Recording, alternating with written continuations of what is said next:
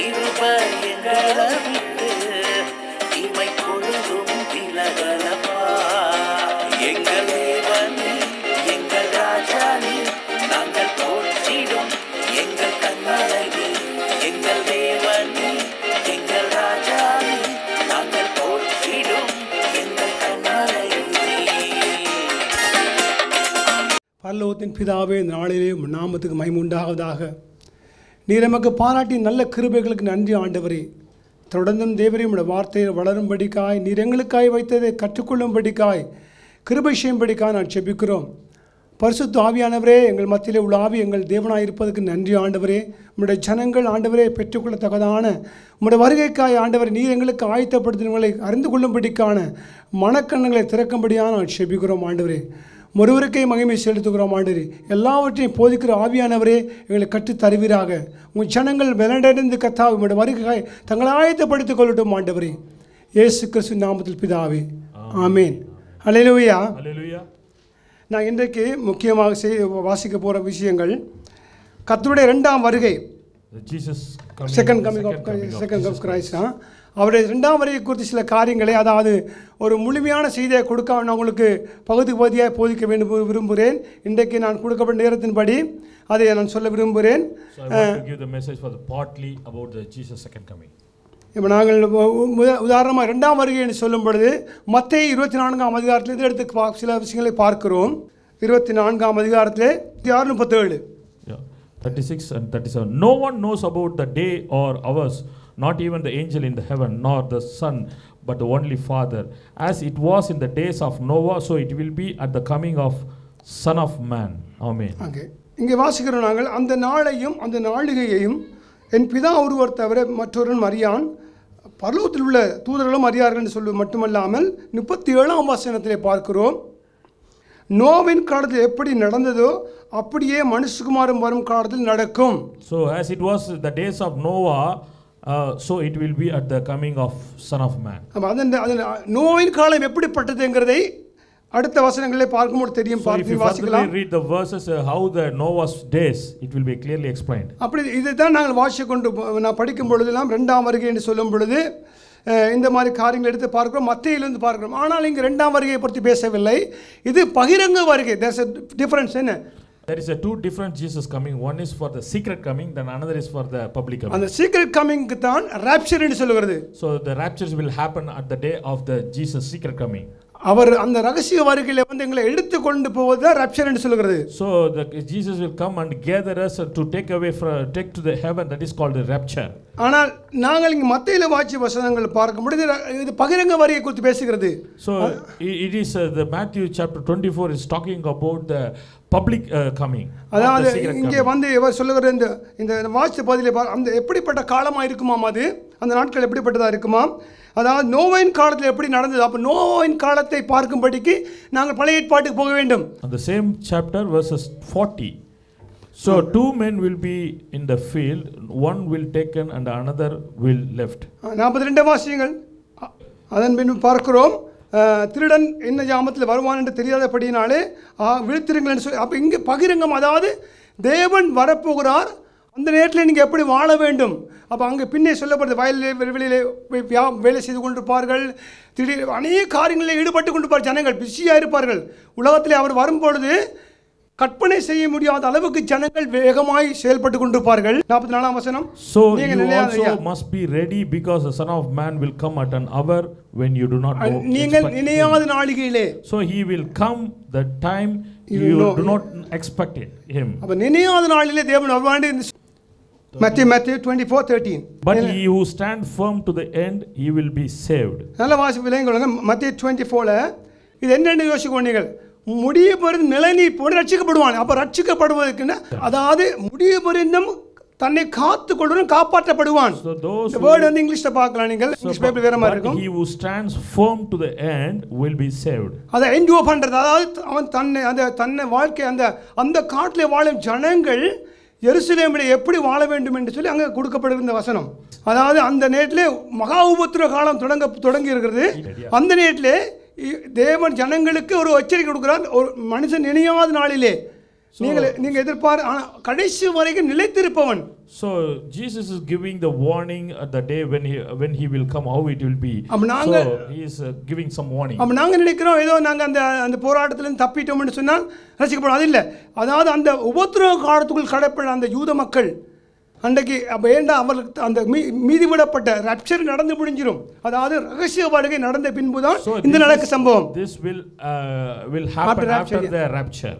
அப்ப இந்த வசனத்தை வைத்து நாங்கள் நினைக்கிறோம் அப்ப நீங்கள் கடைசி வரைக்கும் நிலைத்து அப்படின்னா நீங்கள் அந்த உபத்திரவ காலத்திலே தாக்கு பிடிச்சி நினைக்கிறீங்க. அப்படி அல்ல இது. So it is not you have to withstand until the tribulation period. என்ன இந்த சப்ஜெக்ட் பேசும்பொழுது ஆண்டவர் இயேசு அங்கே ஒளி மல்லிவத்தை பேசுகிறார். சொல்லுங்கிறார் இந்த மாதிரி நிலை வரும் உங்களுக்கு. ஆனால் நீங்கள் என்னென்ன செய்ய வேண்டும், அந்த நாட்டிலே வாழும் ஜனங்கள் ஜெருசலேமில் இருக்க மக்கள் என்ன செய்ய வேண்டும் என்று பேசுகிறதை பார்க்கிறோம். So Jesus is warning about how it will be happen and how it will be. So we have to do it accordingly. ஆகவே நாங்கள் எப்பவுமே நினைக்கக்கூடாது இந்த முடியை பொறுத்த அப்போ நாங்கள் ட்ரை பண்ணி நாங்கள் எங்களை காத்துக்கொண்டு ரசிக்கப்படுற அர்த்தம் இல்லை. விளங்கள் முடிய பொருந்தும் நிலைநிற்பவன் ரட்சிக்கப்படுவான் சொல்லப்படுது பாருங்கள். So but he who stand firm to the end will be saved. அப்ப இந்த அர்த்தத்தில் அப்ப நாங்க இந்த நிலையில் இருக்க மாட்டோம்னு வேதத்தின் படி பார்க்கும் பொழுது இந்த உபத்திரவத்துக்குள்ளாய் நாங்கள் போக மாட்டோம். So we do not go into the tribulation through because why? Because promises given to us, அதான் எங்களுக்கு கொடுக்கப்பட்ட promise என்ன, நாங்கள் அதுக்கு முன்பாக rapture take பண்ணோம். So before this will happen, we will part of the rapture. So we will go along with the Jesus. அதுதான் நான் பார்க்க போறோம். இன்றைக்கு இது பகிரங்க வருகை பேசவில்லை, ஆனால் ஒரு தெளிவு படும்பதுக்கு அவங்க சொன்னேன். வீட்டில் போய் இந்த 24 முழுவதும் படிக்கும் பொழுது தெளிவாய் விளங்கும் யாரை குறித்து பேசப்படுகிறது என்று. So can you go and read the chapter 24, Matthew chapter 24? It's talking about the public. அப்ப நான் இரண்டாம் வருகை அதாவது ரகசிய வருகை குறித்து பேசுகிறேன். So I want to talk about the Jesus secret coming. அப்ப அதிலே வாசிக்கும்படி look at that 1 தெசலோனிக்கர் 1:10 1:10 1 Thessalonians 1:10 அது வாசிக்க பார்ப்போம் வாங்கள். அவருடைய செகண்ட் கம் அதாவது rapture டேக் பண்ண அதாவது ரகசிய வருகை எப்படி எடுத்துக்கொள்ளப்படுகிறோம்ங்கறதை பார்க்கிறோம். So here how we will be part of the rapture. அதை வாசிப்போம் நாங்கள் 1 தெசலோனிக்கர் 1:10 and to wait for his son from the heaven whom he raised from the dead. And to wait for his son from the heaven whom he raised from dead, even Jesus which delivered us from the wrath to come. இங்க ஒரு permission கொடுக்கப்படுது பாருங்க. ஒரு வாக்குத்தத்தம் கொடுக்கப்படுது. எப்படி அவர் மருத்துவரிலிருந்து எழுப்பினவரும் அதாவது பிதாவாகி சொல்ற குமாரனாகிய இயேசுவை எழுப்பினவரும் இனி வரும் கோபாக்கினே the coming wrath of God. So Jesus will be save us from the coming wrath. நம்மை நீங்களாகி ரட்சிக்கிறவருமாயிருக்கிற அவருடைய குமாரனாகிய இயேசு பரலோகத்திலிருந்து வருவதை எதிர்பார்த்து கொண்டிருக்கிறோம் என்று போதிக்கப்படுகிறது. The Jesus who rescue us from the coming wrath. அப்ப இந்த அதாவது இந்த கோபாக்கினை எப்படிங்க என்பது விசுவாசிகளுக்கு அல்ல. The wrath is not for the believers. அப்ப அதாவது உண்மையானவர்கள் இருப்பார்கள், போலியான கிறிஸ்தவர்கள் இருப்பார்கள். So there will be in among the Christians there will be a true Christian and the fake Christians. கிறிஸ்துவுக்குள் வாழ்கிறவனுக்கு ஒரு நம்பிக்கையோடு வாழ்கிறான். So those who in Christ there will be a belief in Jesus. ரகசிய வருகைன்னு பயம் இல்லை, அவனுக்கு பயம் இல்லை. He don't care about the secret coming. Because அவன் கர்த்தரை நம்பி இருக்கபடினாலே because the person is believing Jesus. அவர் அந்த வாக்குத்தத்தங்களை நம்புகிறான். So he believed the promise for the Lord. அப்படி நம்பினவர்களுக்கு தேவன் கொடுத்த வாக்குத்தத்தம் தான் இந்த வாக்குத்தத்தம். So God will fulfill those who gave the promises to them. இப்போ இந்த வசனத்தை வாசிக்கும் பொழுது நான் முக்கியமா இன்னொரு காரியத்தை பேசிவிட்டு இதை விளக்கமாக சொல்லுகிறேன். So I want to give this detailedly.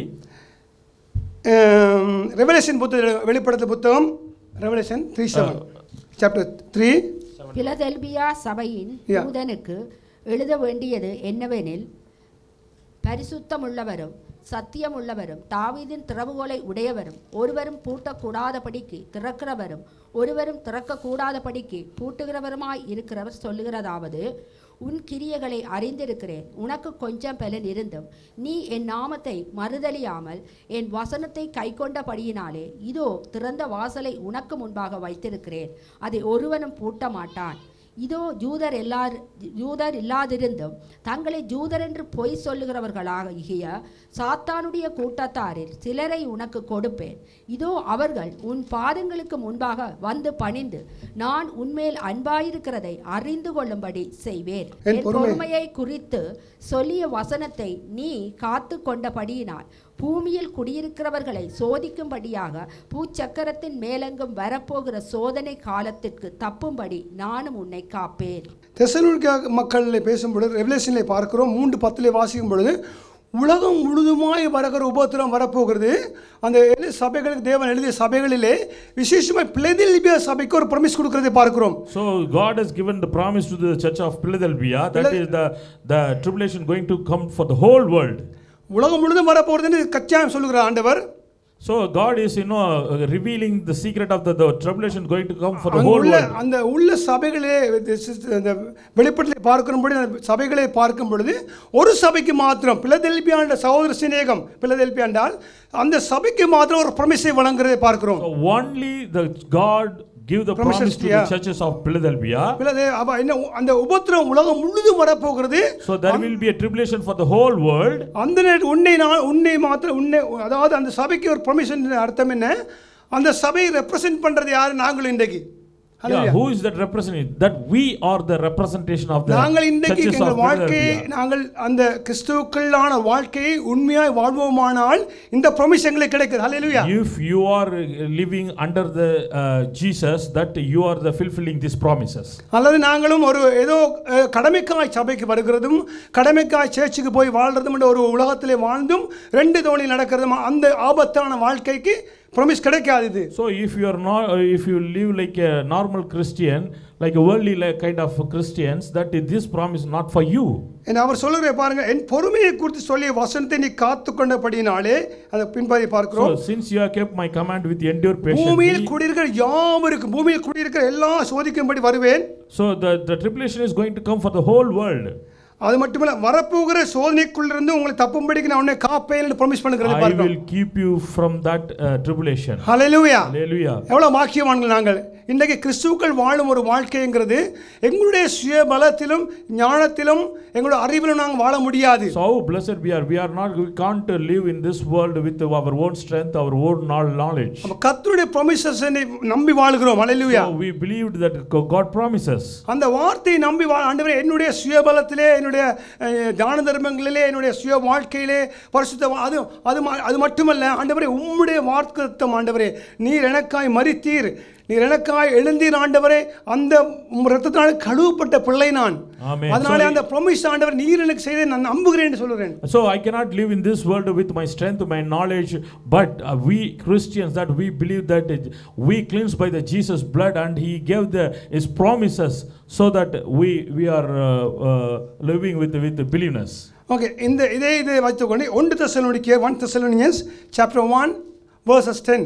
அவர் மரித்தோரில் இருந்து எழுப்பின வரும் இனிவரும் கோவாக்கினை நின்று நம்மை நீங்களாக்கி ரட்சிக்கிறவருமாய் இருக்கிற அவருடைய குமாரனாகிய இயேசு பரலோகத்தில் இருந்து வருவதை நீங்கள் எதிர்பார்த்து கொண்டிருக்கிறதையும் அறிவிக்கிறார்களே.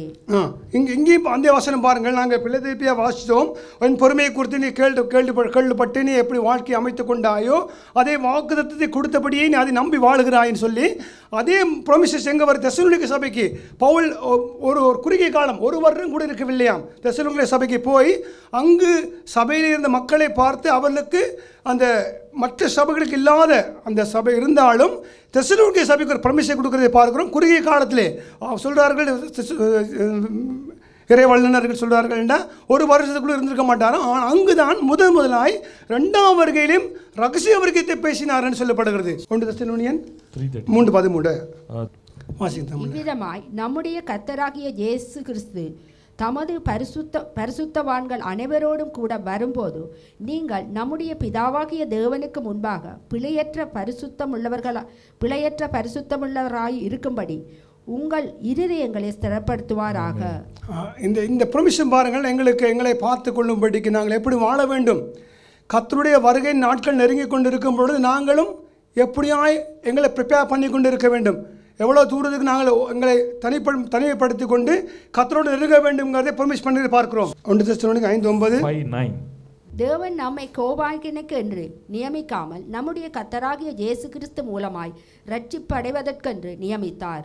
என்ன நான் சொன்ன முதலில் வாசித்தபடி பிலதெல்பியா சபைக்கு ஒரு வாக்குத்தத்தம் கொடுக்கிறதை உபத்திர காலம் உலகத்து முழுதும் வரப்போகிறது.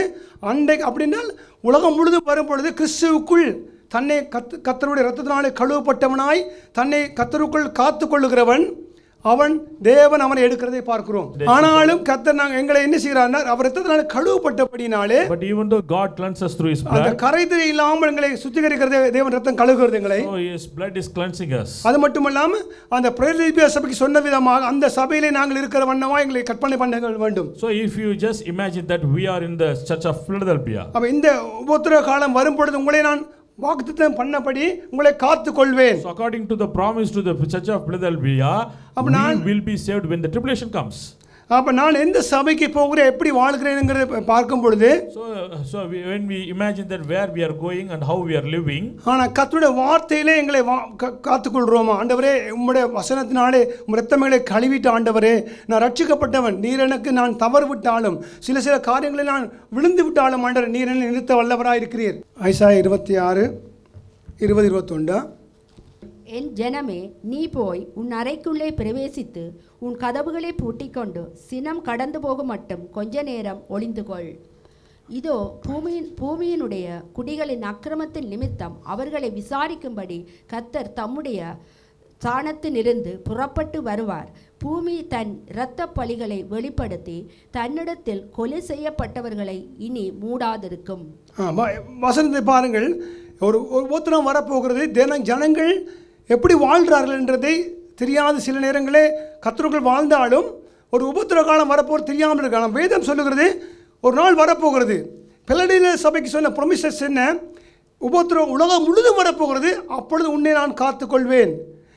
ஐசாயால அதாவது பயங்கரமான ஒரு உபத்திரம் வரப்போகிறது, அங்கே ஒரு ப்ராமிஸ் கொடுக்கப்படுது, நான் உங்களை காத்துக்கொள்வேன் என்று. See, if you see the church of Philadelphia, God gave the promises, as well as if you read the Isaiah, both look like similar, that there will be a big tribulation, but God is going to protect it for His people. இதுக்கு முதல்ல நாம் வாசிப்படி 1 தெசலோனிக்கர் 1:10 கூட இதே வசனம் தான் சொல்லப்பட்டது. So the 1 Thessalonians 1:10 also it's mentioned about the same. அவருடைய வருகை இருக்கிறது, ஆனால் இது ரகசிய வருகை. ராப்சர் என்ன இது சொல்றது? So this is for secret coming about the rapture. அந்த ரகசிய வருகையிலே எங்களை காக்கும்படி தேவன் வருகிறதுக்காய் சந்தோஷப்பட வேண்டும். So God is going to protect through the rapture from the tribulation. இந்த மாதிரி ஒரு ப்ராமிஸை பெற்ற நாங்கள் எவ்வளவு எங்களை சுத்திகரித்து கொண்டு வாழ வேண்டும். So how we have to be cleansed more when we read these verses. ஒரு சிறு குழந்தை போல வளர்ச்சி வரும் பொழுது குலப்படி செய்கிற மாதிரி நாங்கள் கிறிஸ்துவுக்குள் வாழும் பொழுது எங்கள் வாழ்க்கையை நிதானிக்க வேண்டும். நாங்கள் எங்களை காண்கிற தேவன் எங்களை பார்த்து கொண்டிருக்கிறார். அல்லேலூயா.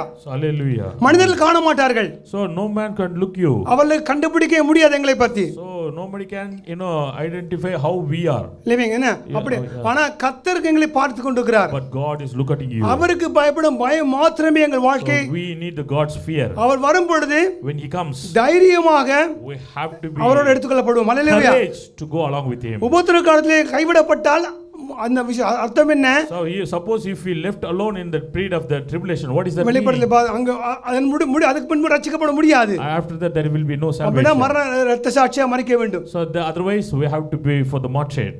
அப்படி அந்த மாதிரி ஒரு நடக்கிறதுக்கு நான் ஆயத்தப்பட கூடாதுங்களே. So we don't go for in that level. நாங்க இன்றைக்கே எங்களை ஆயத்தப்படுத்திக் கொள்ள வேண்டும். So prepare right now and today. கர்த்தர் எங்களுக்கு கொடுத்த ப்ராமிசஸ் எல்லாம் ஆசீர்வாதமான இவ்வளவு நெருக்கமான காலங்களிலும் ப்ராமிசஸ் கொடுக்கிறது. பிலடெல்பியா சபை கொடுத்த ப்ராமிஸ் வந்து எங்களுக்கு கொடுக்கப்பட்டது. So the promise which is given to the church of Philadelphia, it is not only for the Philadelphia, those who live in the Christ. 1 தெசலோனிக்கர் 1:10 அதே வசனம் சொல்லப்பட்டது பார்த்தோம். The same verses is talking about the 1 Thessalonians 1:10. 1 தெசலோனிக்கர் 3:13 அதை பார்த்தோம் நாங்கள். So the 1 Thessalonians 3:13 also is talking about the same thing. வாசிப்படி ரெவெலேஷன் 3:10 பார்த்தோம் அதை. The same thing sir we read about the Revelation 3:10. ரெவெலேஷன் 3:10 சொல்கிறது. What is talking about the Revelation 3:10? பெருமையை குறித்து சொல்லிய வசனத்தை நீ காத்துக்கொண்டபடியாக பூமியில் குடியிருக்கிறவர்களை சோதிக்கும்படியாக சோதனைக்குள் தப்பும்படிக்கு நான் உன்னை காப்பேன். I will protect you from that tribulation. அந்த ப்ராமிஸ்கள் கர்த்தர் தந்தபடி சந்தோஷப்பட வேண்டும். That promise God is given to us. இந்த படிப்பறிவும் It's not our talent, செல்வங்கள் என்னை காப்பாத்தாது. Nothing, our salary, nothing can protect us. இயேசு இரத்தம் என்மேல் இருக்க வேண்டும். ஹalleluya. Jesus blood will save us. அதனால கழுவப்பட்டவனாய் இருக்கணும். We have to be cleansed by the Jesus. ஆனா நான் தவறு செய்வோம். மனிதர்கள் விழுந்து எழும்புவார்கள் குழந்தையை போல். We do the mistakes. We fall down all the time sometimes. Yeah, oftenly we do the mistakes. But we have to be நான் என்ன செய்யணும் என்றால் oftenly we cleansed by the Jesus. கர்த்தரை நினைத்துக்கொண்டே வாழ வேண்டும். Amen. We have to be நான் என்ன செய்தாலும் கர்த்தரை பார்க்கிறாரே சரியா இருக்குமா இது? Every time we have to be fear the Lord and His word. அவருக்கு பிரியமாய் நடந்து கொள்ள எவ்வளவு முயற்சி கொண்டு காலங்கள் குறுகி இருக்கிறது. For all the time we have to please the God. நாங்கள் எங்களுக்கு இஷ்டமானபடி வாழ்ந்து கொண்டு So if you live according what you want, கர்த்தருக்கு பிரியமில்லாத தவறுகளை செய்து கொண்டு so if you do the mistake against the God, அவர் வேண்டாம் என்று தவறு என்று சொல்லுகிறதை நாங்கள் துணிகரமாய் செய்துவிட்டு so even though God mentioned this is wrong, if we are doing the same thing, நான் கிறிஸ்தவன் என்று சொல்லிக்கொண்டு so even we are climbing as a Christian, நான் கர்த்தருடைய வருகையிலே போவேன் என்று சொன்னால் எங்களை if we ஏமாற்றிக் claim கொள்கிறோம். that I will go to the along with the Jesus, but we deceive, yeah. we are deceiving us. ஆகவே நாங்கள் இந்த வசனத்தை பார்க்கும் பொழுது When we read that verses, தேவன் கொடுத்த promises எல்லாம் நிச்சயமா நடக்கும். definitely God will அவனை fulfill நம்மிடம் his வெட்கப்பட்டு promises. போவதில்லை. Those who believed him did not put shame. Hallelujah. Hallelujah. அவர் நாங்க இன்னைக்கு எங்கட பலவீனங்கள் உண்டு. Hallelujah. எல்லாரும் பலவீனம் உள்ளவர்கள் So தான். everybody's weakness. ஒருவர் மற்றவர்களை விட சிறந்தவன் சொல்வதற்கு இல்லை. We cannot compare with each அது other. உண்மையை அவர் பார்க்கிற அவர் தான் தெரியும் யாருண்டு. So God only knows our strength and Hallelujah. weakness. Amen. ஆனா பூமியிலே மனிதர்களை பார்க்கும் பொழுது நாங்க மதிப்போம் இவர் இப்படிப்பட்டவர் அப்படி இப்படி சொல்றது பூமிக்குரிய காரியம் அது. Yeah, we give the recognition for the people who those there according to their status. Yeah, we judge people and like that standard என்ன பார்த்து. ஆனால் கர்த்தர் பார்க்கிறது வேறு விதமா இருக்கிறது. But God is not looking on the same ஏன்னா way உபத்திர that we காலத்திலே are looking அந்த the people. அதனால தான் அந்த தெசலோனிக்கே சபைக்கு சொல்லும்போது அது உலகத்தில் எங்கட கிறிஸ்துவுக்குள் வாழும் ஜனங்களுக்கு கொடுத்த promises. So that the church, the promise which given to the Thessalonians, that's not only for the Thessalonians, the people who live in the Christ. ஆகவே நாங்கள் எங்கள் வாழ்க்கையை கர்த்தருக்காய் பிரியமாய் நடந்து கொள்ள முயற்சிக்க வேண்டும். ஹalleluya. So that is the reason we have to be live our life like to please the God. எப்பொழுதும் ஆண்டவரே என்னுடைய திறமை என்னுடைய தகுதி ஆண்டவரே என்னுடைய அப்படி அதை நான் பேசாமல் So don't talk about Don't brag about your ourselves. talented or your status. ஆனா கர்த்தாவே நீர் என்னை காத்து கொண்டீர் ஆண்டவரே. So you have to pray for the Lord. நான் ஒரு பலவீனவான். I am a very weak man. நான் ஆண்டவரே अनेक காரியங்கள் விழுந்து விடுறேன் ஆண்டவரே. So many things I have fallen down. अनेक காரியங்களிலே ஆண்டவரே வெற்றி பெற வேண்டும் என்று விழுந்து போனாலும் விழுந்து விடுகிறேன். So even though I am fighting for the victory, but I fell down. உம்மை நம்புகிறேன் ஆண்டவரே. Even though I believe in you, Lord. உம்முடைய இரத்தத்தினாலே கழுவப்படுகிறேன் ஆண்டவரே. Yes, I cleansing with your உம்முடைய blood, சிறைகளின் நிழலிலே அமர்ந்திருக்கிறேன் ஆண்டவரே. So I was your shadow, Lord. ஆண்டவரே உம்முடைய ஆவியானவரை என்னை காத்துக்கொள்வீராக. So the Holy Spirit protect us, Lord. ஆண்டவரே நீர் வரும்பொழுது நான் வெட்கப்பட்டு போகாதவனாய் என்னை நடத்துவீராக. Come, I don't put me in the shame, Lord. அந்த விதமான ஒரு வாழ்க்கையை நாங்கள் வாழ வேண்டும். 2 Thessalonians chapter 2 verse 3. 2 Thessalonians, yeah. Let no man deceive you by any mean, for the day shall not come except there come falling away first, and that a man of sin be revealed, the son of perdition. ஏனெனில் விசுவாச துரோகம் முந்தி நேரிட்டு கேட்டின் மகனாகிய பாவ மனுஷன் வெளிப்பட்டால் ஒழிய அந்த நாள் வராது. எந்த நாள் வராது? Which days not come? திருப்பி படிச்சு விளங்கிக்கணும் சரியா? 2 தெசலோனிக்கேல 2:3 இருக்குது வசனம். Unless apostasy take place. Apostasy என்ற வார்த்தைக்கு அர்த்தம் என்றால் எடுத்துக்கொள்ளப்படுதல். அதாவது rapture. It's talking about the rapture. அந்த நாள் வராத வரைக்கும் என்ன நடக்குமாம்? Until the Jesus coming. அது நடக்காத வரைக்கும் உங்களுக்கு ஒரு ஆபத்து இருக்கான்னு சொல்லுகிறார் ஆண்டவர். Until the day of Jesus coming there will be no tribulation. இந்த apostasy என்ற வார்த்தைக்கு apostasy அதான் எடுத்துக்கொள்ளப்படுது தேவன் rapture taking அப்ப அந்த வார்த்தையின்படி பார்த்தா with him. அந்த ப்ராமிஸ் பண்ணுகிற தெசலோனிக்கே சொல்லுகிறார் அந்த சின்ன சபைக்கு போய் ஆண்டவர் இரண்டாம் வருகைக்கு நாங்கள் இன்றைக்கு 2000 வருஷமாக வாழ்ந்து கொண்டிருக்கிறோம். சபைகளிலே பிரசங்கம் பண்ண வரும் பொழுது நிறைய பல வேதத்தில் எவ்வளோ போதிக்கிறார்கள். ஆனால் 2ஆம் வருகை குறித்து இலகுவாய் போதிக்க மாட்டார்கள் அநேகர். ஆகவே இந்த விதமான ஒரு ப்ராமிஸை கொடுக்குறான்னு சொன்னால் யோசிச்சு பாரு எவ்வளோ தூரத்துக்கு அந்த வருகை குறித்து எவ்வளோ முக்கியமாக இருக்கிறது. So when we read these verses we have to be acknowledge that it's very important verses. அவர் வந்து எடுத்துக்கொள்ளாத வரைக்கும் until the rapture happen உங்களுக்கு ஒன்று நடக்காது. there will be nothing will happen. அவர் தடைகள் வசனத்தை வாசி தடைகள் நீக்கும் பொழுதுதான் இந்த சம்பவம் நடக்கும்னு சொல்லப்படுது. So when Jesus come the tribulation will happen. அப்ப இயேசு வருவதற்கு முன்பு என்ன நடக்கும்டால் ஒருவன் தடை செய்து கொண்டிருக்கிறாராம் நடக்காதபடிக்கு. God is stopping to not to take place about the persecution. அப்ப இந்த ஒரு உபத்திரவம் வரப்போகுது. அந்த உபத்திரத்துக்கு முன்பாக எங்க சபையை தேவன் காத்து கொண்டு வருகிறார். So God is protecting from the tribulation. அந்த அப்போஸ்டசி என்ற வார்த்தையின்படி அந்த காரியம் நடக்காத வரைக்கும் இந்த சம்பவம் நடக்காது. அதாவது உபத்திரம் வராது. So until Jesus comes there will be no tribulation. பூமியில் எடுக்கப்படும் பொழுது அப்பொழுது நடக்கும் பரிசுத்தாவியும் போகிறார் அவரோடு சேர்ந்து. So when the rapture will happen not only we are going with Jesus also the Holy Spirit.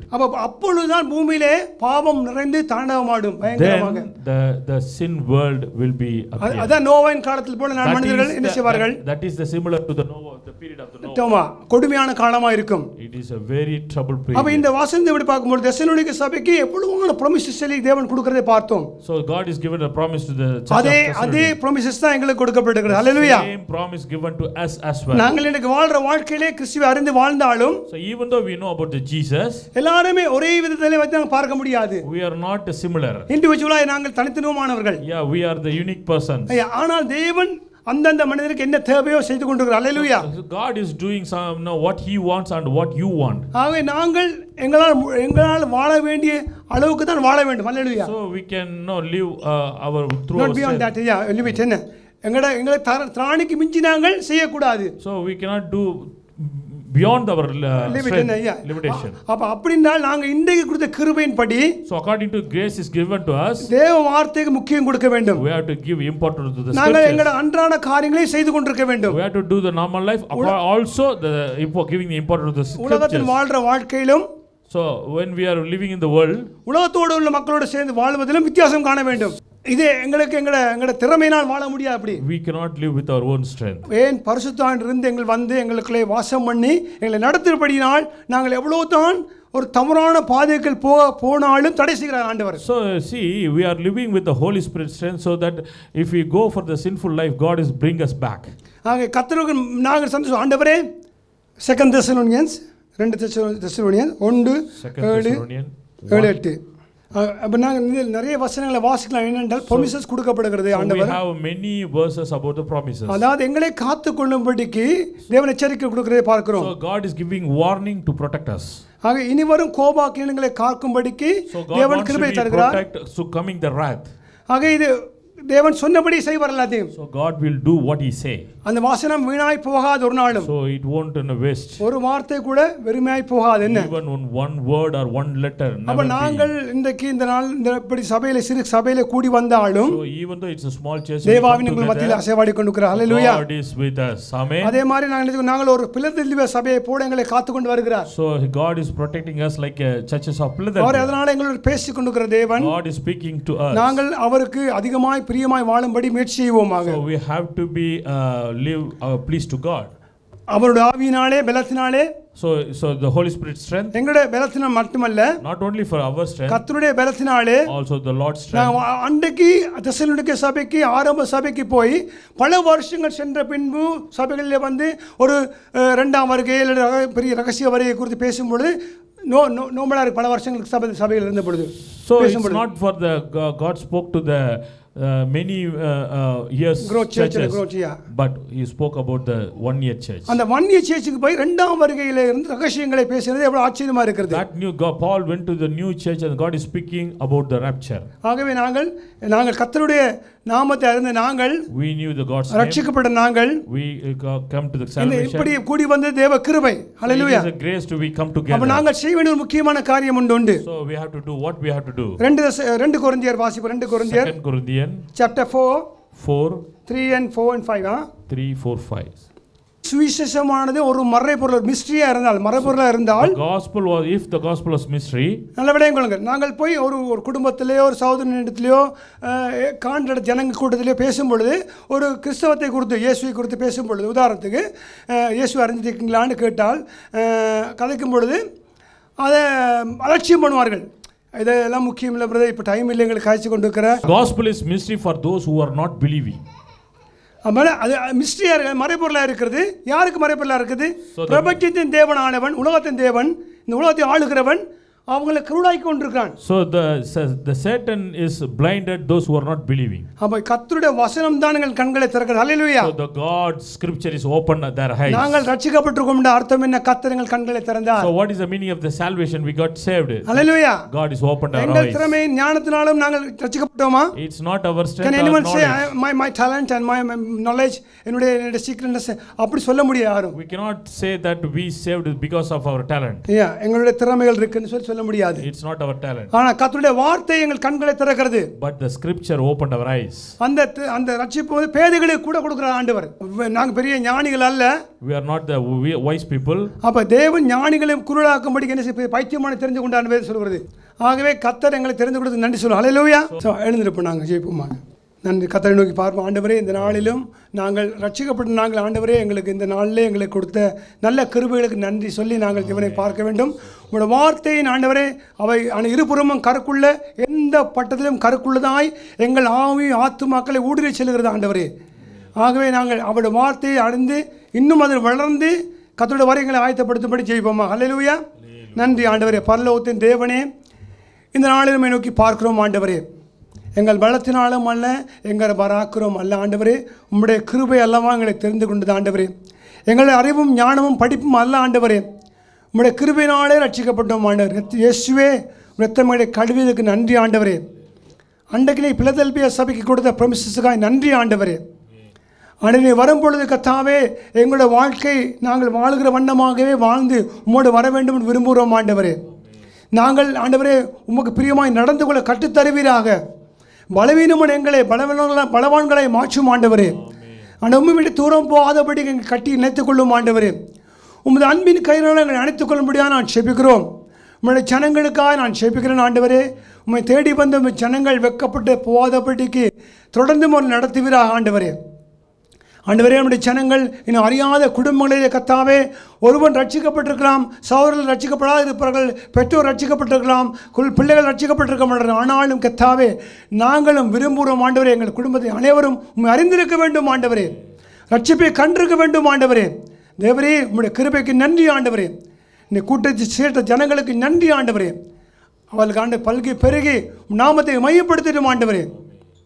நீ எனக்கு கொடுத்த வார்த்தைக்கு நன்றி கர்த்தாவே. தொடர்ந்து முன் வாழ கத்த கிருபை தருவீராக. துதி கன மகிமை எல்லாம் உங்களுக்கு தருகிறோம். இயேசு கிறிஸ்து நாமத்து பிதாவே. ஆமென்.